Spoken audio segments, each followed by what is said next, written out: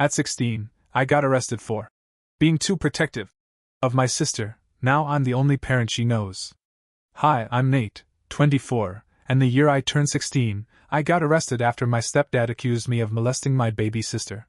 My own mother backed him, looked me dead in the face, and said, "You're evil. I've always known it." She was wrong.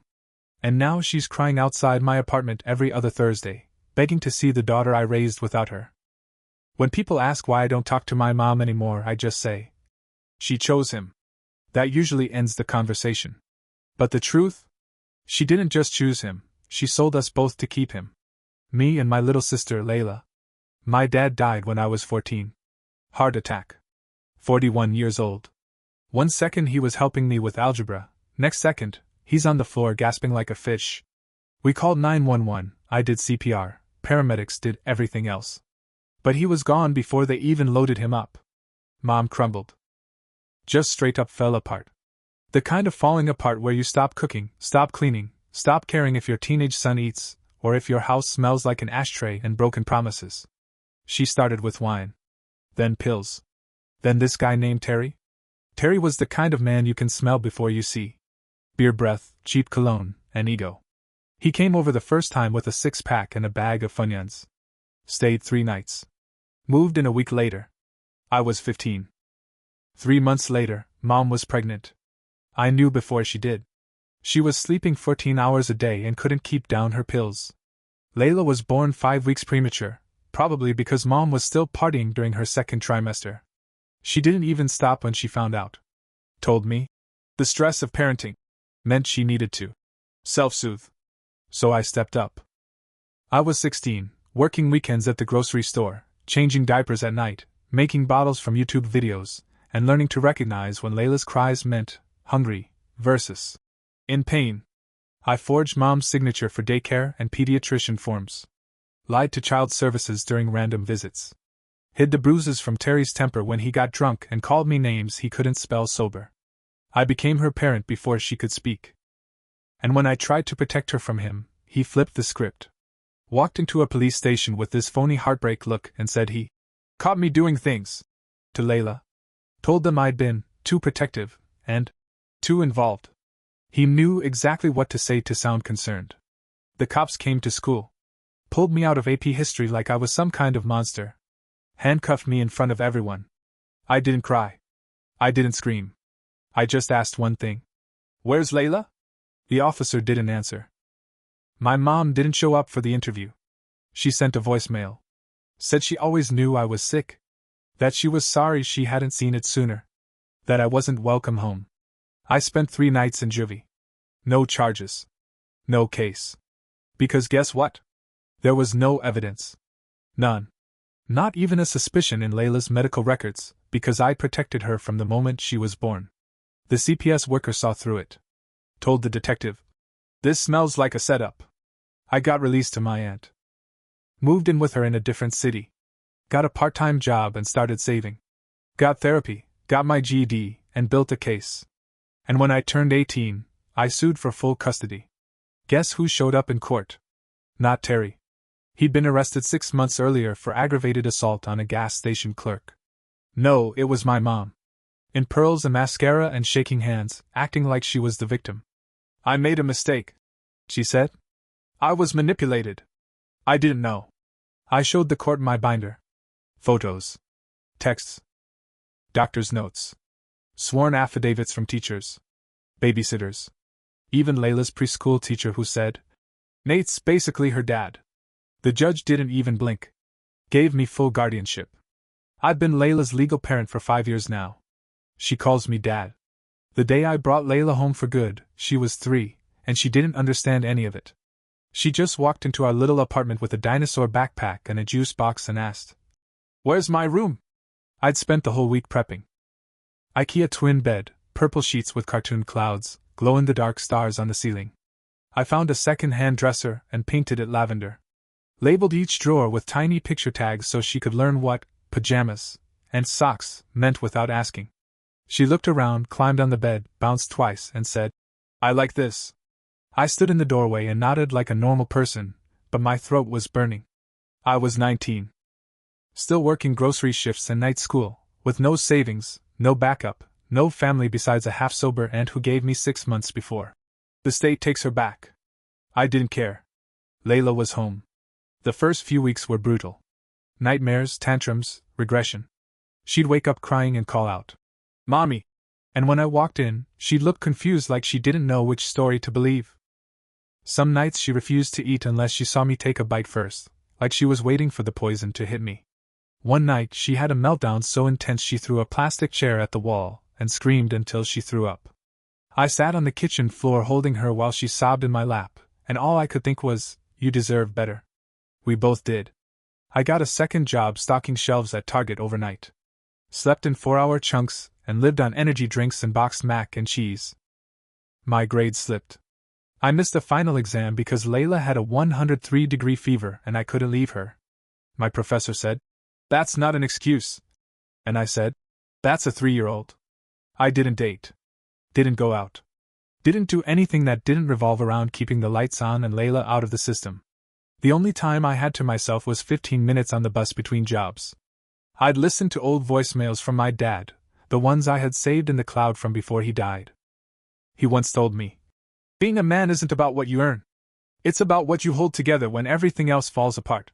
I clung to that like it was a lifeline. Because everything had fallen apart. And Layla was the only thing left that mattered. Then, 6 months in, I got a call. A blocked number. I picked up. "Nate?" I hadn't heard my mom's voice in 2 years. I heard you got custody. That Layla's with you full-time. I wanted to say I'm proud of you." I almost laughed. "Proud? Can I see her?" she asked. "Just once. Please?" My voice came out flat. "Did you stop taking Terry's calls before or after he went to prison?" Silence. Then, "People make mistakes. So do courts. But not this time." She sniffled. Tried the pity angle. "I'm clean now. I'm better. I'm her mother." "No. You were. You're not anymore." She lost it. Called me cruel. Said I'd poisoned Layla against her. Said I was stealing her daughter. I hung up. Then I blocked her number. Layla didn't even ask who called. She was too busy watching Moana for the 800th time, wearing her favorite dinosaur pajamas, sipping a juice box on our couch that smelled like old takeout. And that was the moment I knew. We weren't broken anymore. We were building something. The turning point came the day Layla called me Dad, in public. We were at the pediatrician's office for her routine checkup, 5 years old, finally tall enough to reach the fish tank with her nose pressed to the glass. The nurse called us in, and Layla grabbed my hand and said, "Come on, Dad." The nurse smiled. I froze. It wasn't the first time she'd said it, but it was the first time I heard it out loud, outside our apartment. I remember blinking like someone had turned the sun directly into my face. I didn't correct her. Didn't laugh. Didn't explain. I just squeezed her hand and followed her in. That same week, her preschool sent home a drawing she did of my family. It was a stick figure version of me with black hair, holding hands with a little stick Layla in a bright purple dress. There was no mom in the picture. Just a sun and hearts and the word, Dad, in huge, shaky letters across my chest. I stuck it on the fridge with a magnet from a pizza place we couldn't afford. And I cried harder than I had the day I won the custody hearing. Because that was the first time I truly believed it. I was her dad. Not because I made her, but because I stayed. And then the floodgates opened. People started noticing. Her teacher emailed me. "Layla's made amazing progress this year. You're doing an incredible job." My supervisor at work pulled me aside. "You've got a good kid. Must come from somewhere." Even the woman at the grocery store checkout who used to give me side eyes now said, "She always looks so happy when she's with you." It felt like the world was finally catching up to what we already knew. One day, Layla came home with a scraped knee and a broken heart because someone in her class said she didn't have a real family. "What did you tell them?" I asked. She sniffled, climbed into my lap, and said, "I said I got the kind that stays." I couldn't speak for a full minute. That night, I pulled out the old shoebox where I kept everything: court papers, daycare drawings, photos, that first receipt from the Walmart where I bought her formula at 3 a.m. on a snow day. And I added something new. Her drawing of my family. Right on top. Because everything changed the day she stopped needing to explain who I was. And I stopped needing permission to call myself what I already was. Her dad. I hadn't seen my mom in nearly 3 years when she showed up outside Layla's kindergarten. It was a Wednesday. I remember that because I was late for pickup, stuck behind a truck full of gravel that refused to go over 20 miles an hour. When I finally pulled into the lot, Layla was sitting on the curb next to the teacher's aide, swinging her feet like she wasn't worried about anything. But my stomach dropped the second I saw the woman standing behind the fence. Pale. Thin. Too much makeup. A smile that didn't match her eyes. Mom. She waved at me like we were bumping into each other at the grocery store. Hey, Nate, she said, like she hadn't called me evil the last time we spoke. Like she hadn't backed the man who tried to put me in prison. Layla spotted her and froze. I watched every muscle in her little body go stiff, like someone had pulled a fire alarm in her chest. Who's that? The aide asked. My mother, I said flatly, walking faster.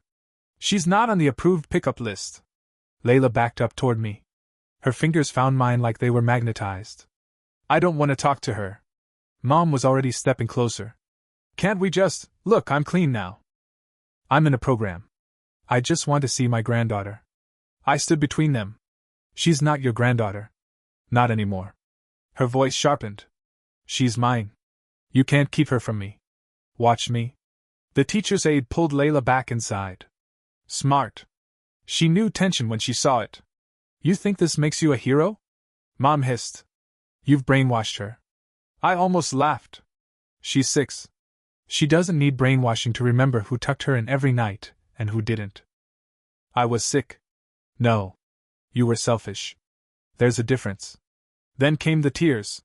The shaking. The whispered, please, Nate, I just want to talk. I miss you both so much. I should have felt something. Pity. Rage. Grief. But I felt nothing. Like she was just another stranger on the sidewalk. The school called security. She left before they arrived. That night, I found Layla curled up on the couch under her blanket fort, watching Finding Nemo for comfort. Is she gonna come back? She asked, small voice. Not if I can help it. Good. She whispered, and went back to watching. I stood in the kitchen, hands trembling, and called my lawyer. The next morning, we filed for a restraining order. I used to want her to apologize. Now I just want her gone. Layla's been through enough. 3 weeks after my mom popped up at the school, I got a letter from the state prison. Return address, Terrence Ray Hollister. Terry. I almost threw it out unopened. Almost. But curiosity's a dangerous drug. So I sat on the edge of the bathtub while Layla played with Legos in the living room and opened it with a butter knife like I was defusing a bomb. The letter was handwritten. Sloppy, all caps, like it hurt him to write. It started with, I know I made mistakes. But I was in a bad place. I miss Layla. She's mine too. That was the opening line. No apology. No admission. Just entitlement. Like the last 5 years never happened. I read every word, then folded it twice and shoved it into the trash. Didn't even bother burning it. He didn't deserve the ashes. A week later, he sent another. Then 2 in 1 week. By the third, he switched tone. Claimed he'd found God in prison. That he had a sponsor.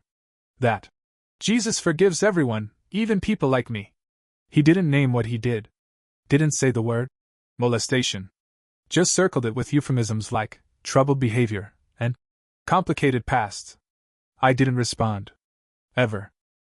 But one afternoon, I came home from work to find a voicemail from a block number. You think you can erase me?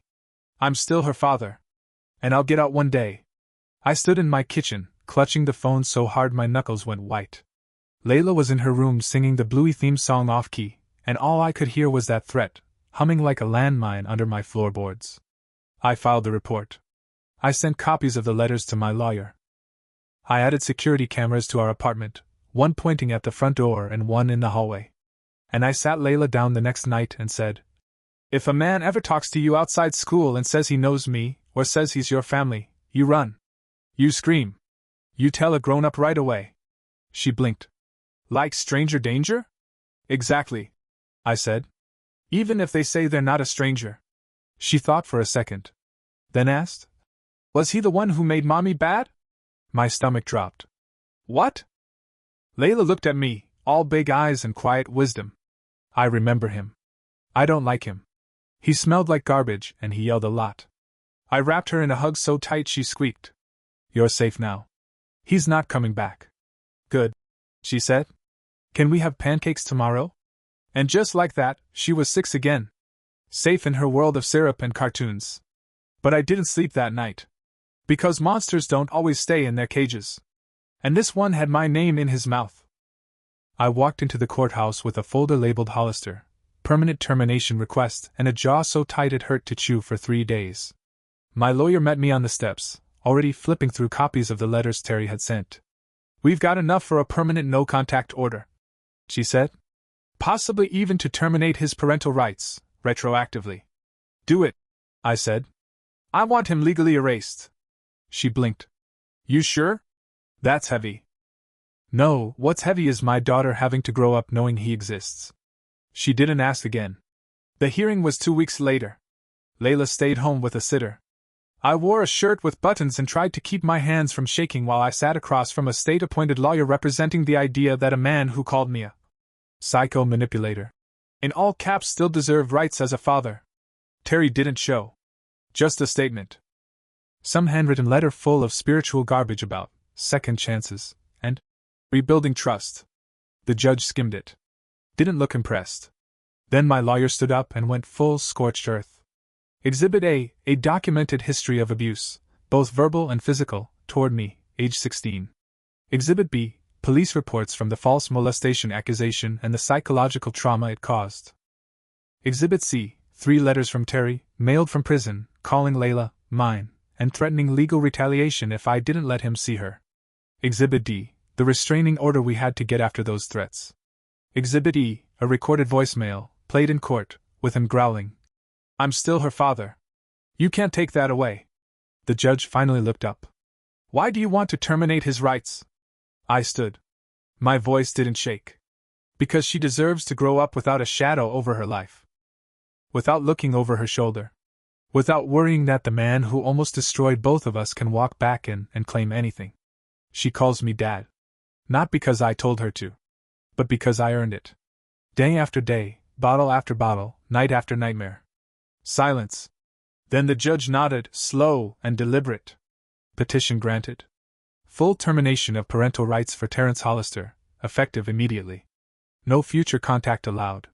I exhaled for the first time in months. Outside, the sun hit different. The air didn't feel so heavy. I texted the sitter, tell Layla we're having ice cream for dinner. She texted back a picture of Layla in a tiara holding a juice box like a martini. The caption? She says she's the queen now. And you know what? She is. Layla was 7 when she finally asked the question. We were driving home from the park, her hair full of leaves, her pockets full of acorns, her face sticky from a popsicle she insisted was blue raspberry but tasted like melted windshield fluid. She was quiet in the back seat, swinging her legs like windshield wipers against the seat. Then she said it. Why doesn't my mom love me? I nearly drove off the road. I pulled over. Hands on the wheel. Breathing like I'd just run a marathon in dress shoes. Where'd that come from, Bug?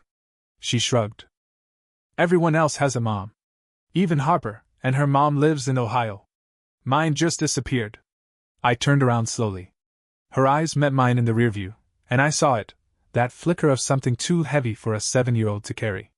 I didn't lie. Your mom, she had a hard time being a grown-up. She made some bad choices. Like what? I hesitated. She deserved the truth, but not the weight of it.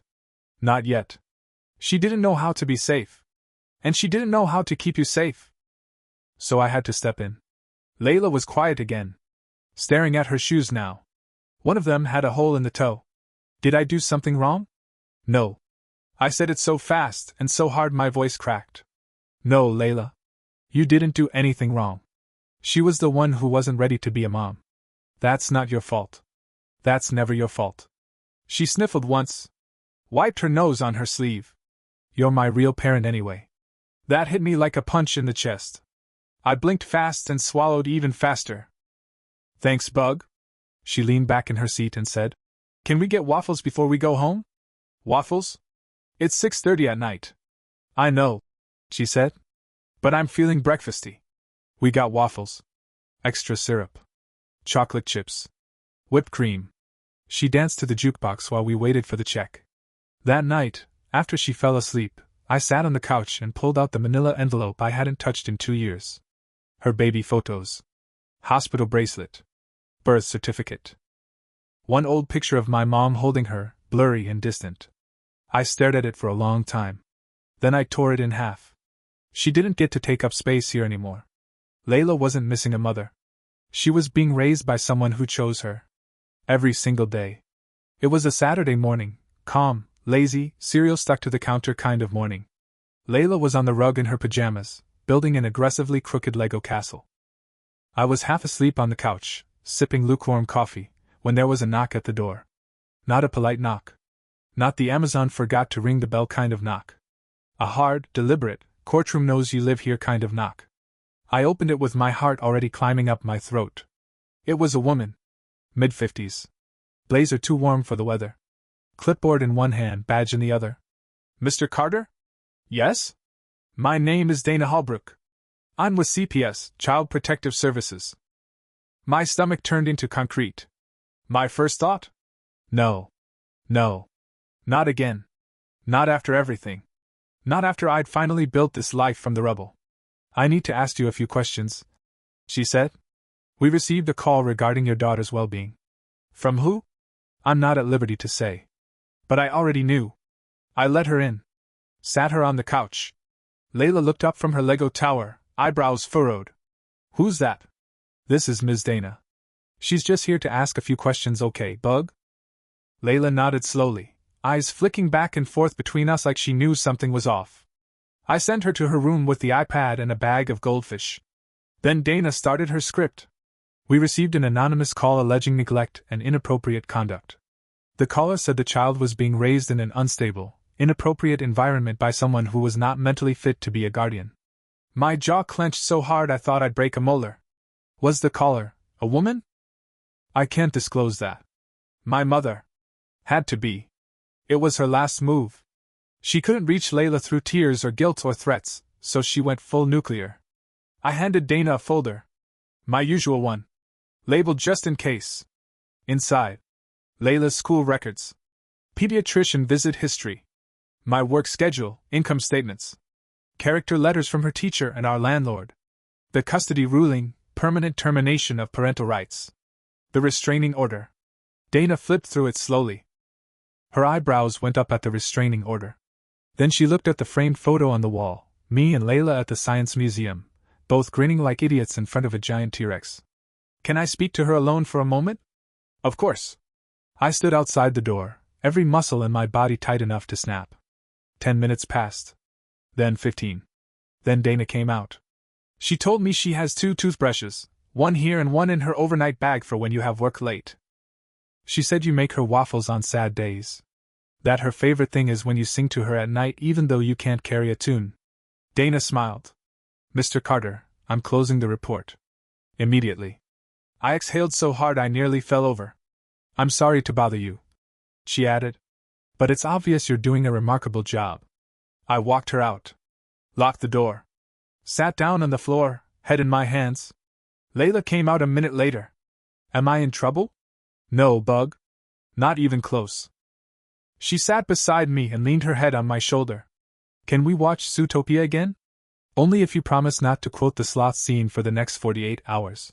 She grinned. No promises. That night, I shredded the last letter my mom had ever sent me. She could call every agency in the state. But she'd already lost. It started with a cough. Just a little one, dry and scratchy, nothing scary. Layla had just turned 8, and we'd been up late building a cardboard spaceship in the living room, so I figured it was dust. Or maybe allergies.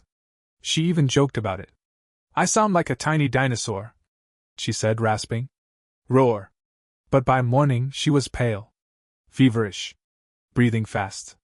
I took her to urgent care. They ran some tests, listened to her lungs, and said it was probably viral. Flu season, after all. Rest, fluids, watch for worsening. By midnight I was watching. She was burning up, 104 and climbing. I couldn't get her to sip water. Her breathing sounded like gravel. I wrapped her in a blanket, carried her to the car, and ran every red light on the way to County General.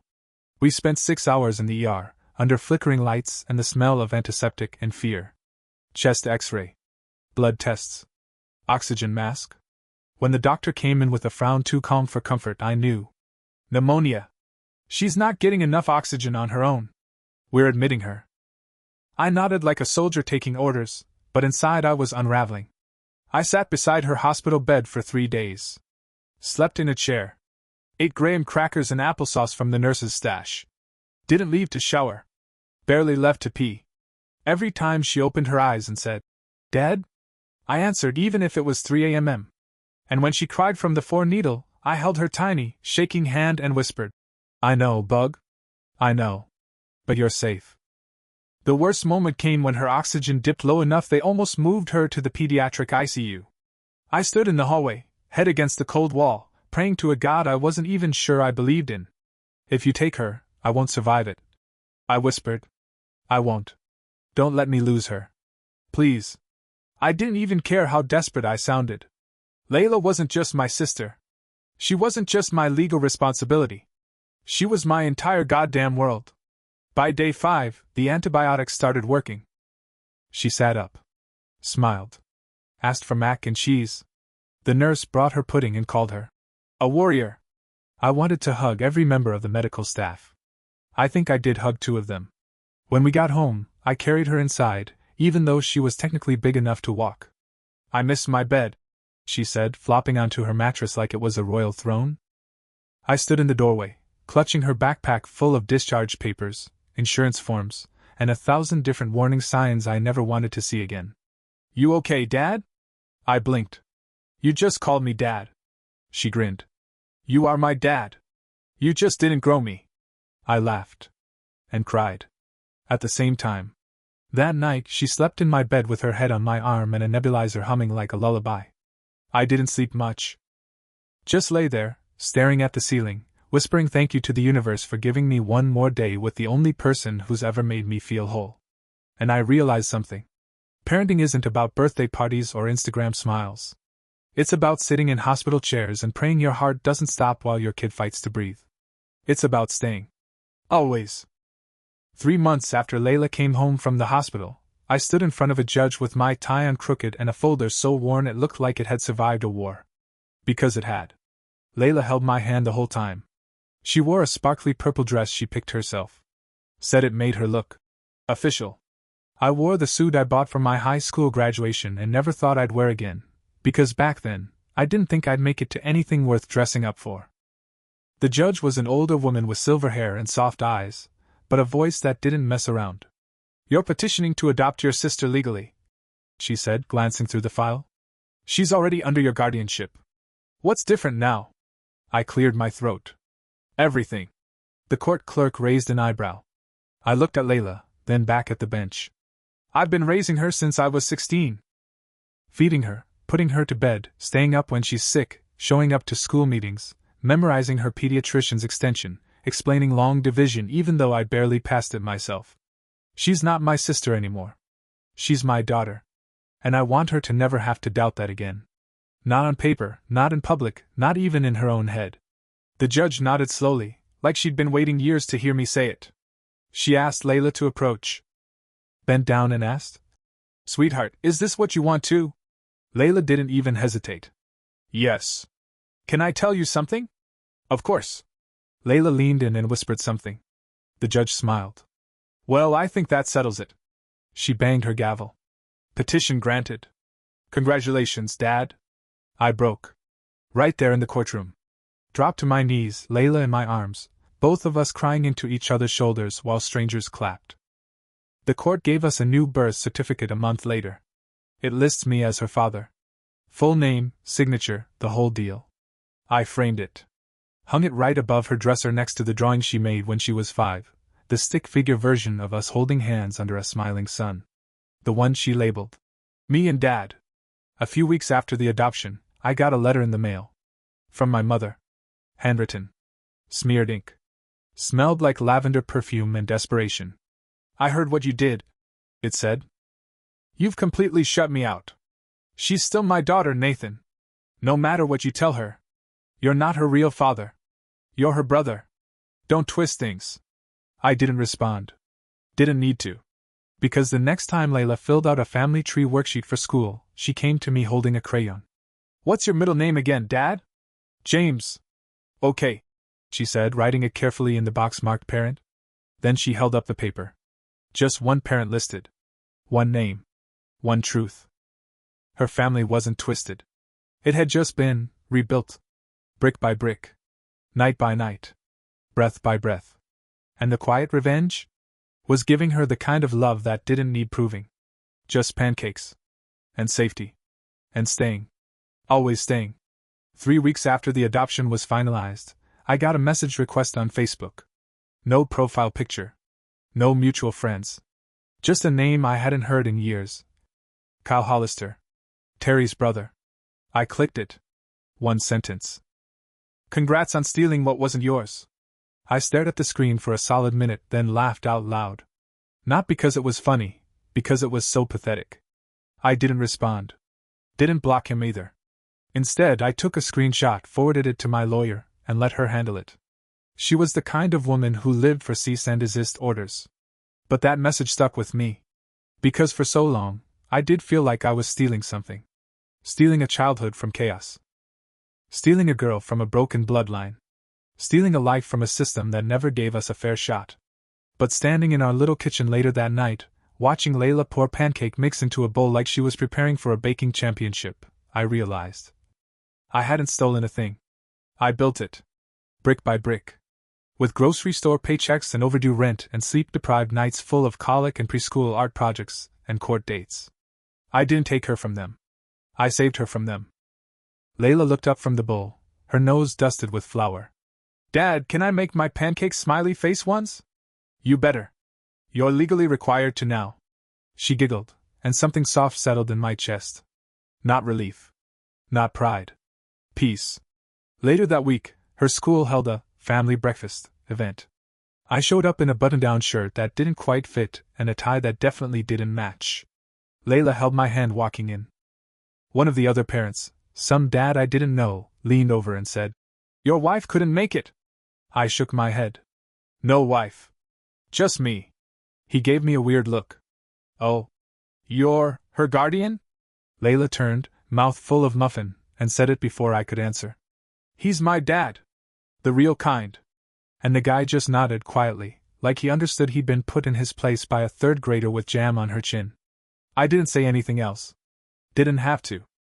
I'd already won the only fight that mattered. The first time Layla brought home a report card that said, Above grade level in reading. I stuck it on the fridge like it was a championship trophy. She acted embarrassed, said, It's not a big deal, Dad. But I saw the pride in her eyes. She's 9 now. Reads faster than me. Uses words like, technically, and strategic, in everyday conversation.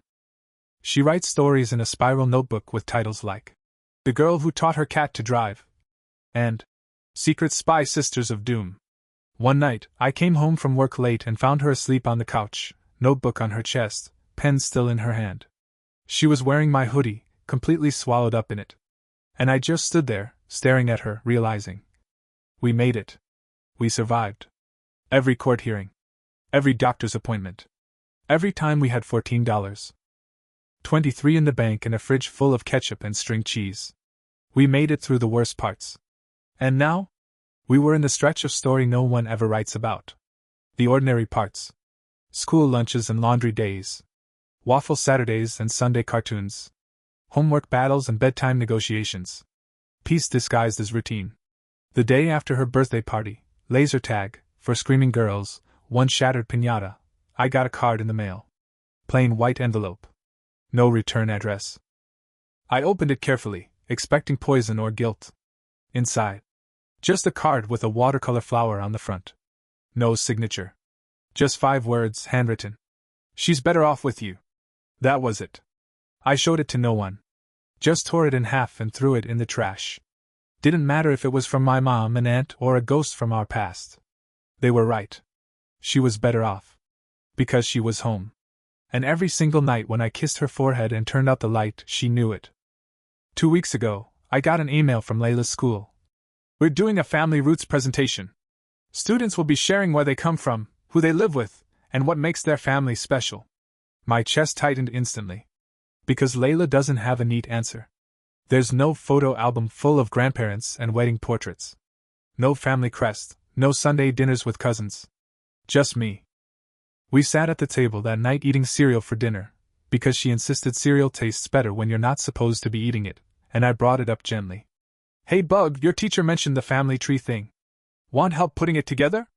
She shrugged. I guess. Do I put my mom on there? I paused. Do you want to? She was quiet. Stirred her cereal until the marshmallows turned into soup. I don't remember her, really, she said. Just that she was always sleeping. And mad. I don't miss her. I nodded. That's okay. Can I just put you on it? Of course. She smiled, then smirked. Can I draw your hair extra messy? For realism? I laughed. You better. Or it's not historically accurate. That weekend, she worked on her poster. Drew a crooked tree with just one big branch and one tiny one. Labeled it Dad and Me. In the corner, she added a cartoon pancake wearing a crown. I asked why. It's our family crest, she said. Duh. Monday came. She stood in front of her class, nervous at first, clutching her poster like a shield. But once she started, her voice got stronger. My family is small but really good, she said. It's just me and my dad. He's not my birth dad, but he's my real dad. He makes pancakes and lets me wear his hoodies when I'm sick, and he always shows up. He's the one who stayed. Silence. Then clapping. From kids. From parents. From her teacher, who wiped her eyes and said, Thank you for sharing something so brave. I watched from the back of the classroom, holding my phone with shaky hands and pretending I wasn't crying. Because for the first time in my life, I felt it. Not just responsibility. Not just survival. But wholeness. We weren't a patchwork family. We were just a family. One built out of broken pieces, sure. But stronger because of it. It happened on a Tuesday. Completely ordinary. I was cleaning peanut butter out of the toaster, don't ask, and Layla was at the table, feet swinging under her chair, scribbling something in her notebook. She looked up suddenly. Hey, Dad? Yeah, Bug? She tilted her head like she was trying to figure out a big puzzle. If someone asked me where I got my last name, should I say from my brother who turned into my dad? I froze, halfway between the sink and a paper towel. Then I smiled. You can say from the guy who earned it. She nodded, satisfied. Cool. 'Cause I like it. Carter sounds strong. Later that night, after she went to bed, I sat at my laptop with a cup of cold coffee and opened a legal document I'd bookmarked months earlier, name change petition. I stared at it for a long time. We'd never talked about it before, not seriously. I always figured I'd let her bring it up first, or maybe it didn't matter as long as she felt safe. But something about that conversation, about the way she said strong, made it feel right. The next morning, I asked, Do you want to have the same last name as me? She blinked. Really? Only if you want to. No pressure. Will it make stuff easier? Like at school? Yeah. No more explaining why we don't match. She looked down at her cereal for a second, then whispered. Yeah. I want it. So I filed the paperwork. We sat side by side at the DMV, bored out of our minds. We signed things with pens on chains. She practiced writing her full name, Layla Jane Carter, on the back of receipts for days. The day it became official, I surprised her after school with a chocolate milkshake and a plain white envelope. What's this? She asked. Your new name certificate. She opened it slowly, then hugged me so hard I nearly dropped the milkshake. Later, she taped it to her bedroom door. Right under the sign that said Layla's room. No brothers allowed. I knocked. She let me in anyway. Just this once, she said. Because you're my dad. I used to wonder what kind of adult Layla would grow up to be. Now I don't wonder, I know. She's going to be the kind of person who corrects teachers gently when they get facts wrong. The kind who brings extra snacks in her backpack. Just in case someone forgets theirs. The kind who stands up for the quiet kid, even if it means detention. I saw it firsthand last month. We were at Target. Typical Saturday errand run, granola bars, laundry soap, something called Glitter Slime Disaster Repair Kit. That I didn't even ask about. We were checking out when the woman in line behind us, mid-40s, very polished, tapped Layla's shoulder. "Oh my goodness!" she cooed. "You are adorable. Is this your granddad?" Layla blinked. I blinked harder. She turned to the woman and said calmly, "No. This is my dad. Just dad. Not grand anything." I could have kissed her right there in the checkout line, but she was already moving on, grabbing the receipt, saying, "We should get bubble tea." I earned it for being savage. I bought her the biggest one they had. Later that night, as we were folding laundry, she asked, "Did that lady bother you?" "Nah," I said. "I've been called worse." I wasn't mad. She said, "Just tired of people assuming. We're normal. Just a different kind of normal." I nodded. "Exactly. Besides," she added, "you don't even look old. Just sleepy." I tossed a sock at her. She ducked, laughing. "Love you, Bug," I said. "Love you too, Dad." That night, I watched her sleep from the hallway for a full minute. Not in a creepy way. Just one of those quiet, sacred pauses you'd give yourself to remember. This is what winning looks like. Not flashy. Not loud. Just peaceful. Just real. This summer, Layla asked to go to camp. Real camp. Not the kind with afternoon crafts in a school gym, but the full-on pine trees, cabins, canoes, and friendship bracelets kind. It wrecked me. I filled out the forms, packed her bag, labeled every sock like a nervous parent on the first day of kindergarten. She was jumping with excitement, practically vibrating in the passenger seat on the drive up. Meanwhile, I was gripping the steering wheel like it was my last link to Earth. "You're sure about this?" I asked for the fourth time. "Dad," she groaned. "It's only a week. You're gonna survive. Probably." She grinned at me, then reached over and patted my arm. "I'll miss you too, Drama King." At drop-off, she ran toward her cabin with the other girls before I even finished saying goodbye. I stood there holding her bug spray like an idiot until the counselor came over and said kindly, "They forget us fast up here. That's the good kind of heartbreak." I drove home in total silence.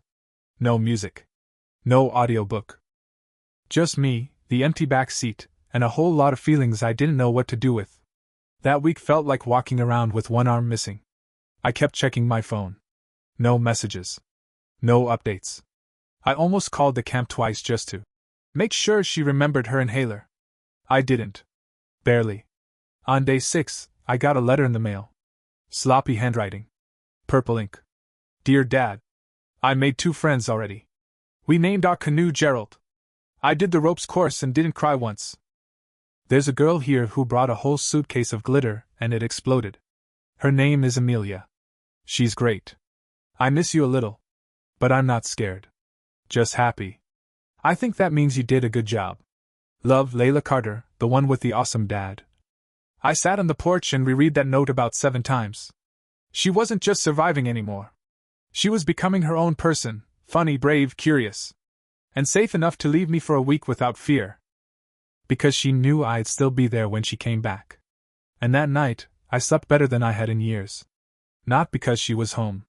But because she didn't have to be. Last week, Layla and I sat on the roof of our apartment watching fireworks from across the river. She leaned her head on my shoulder and whispered, "This is my favorite place in the whole world." I didn't say anything.